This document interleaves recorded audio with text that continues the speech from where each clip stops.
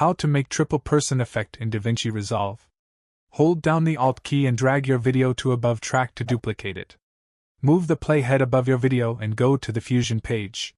Select Media in Node and press Shift plus space. Search for Magic Mask and add it after Media in Node. Drag a line on your subject to select it, then click on Track Forward and Backward button.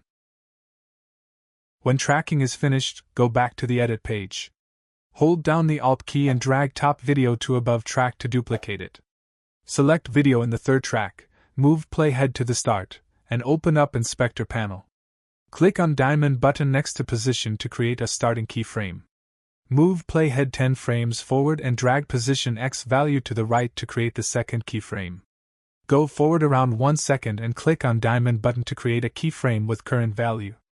Go forward 10 frames and set position X to 0 to create the last keyframe. Click on this diamond button to see the keyframes.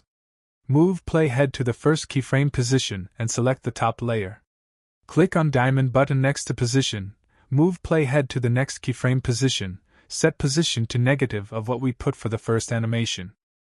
Go to the next keyframe and click on diamond button. Go to the last keyframe and set position X to 0.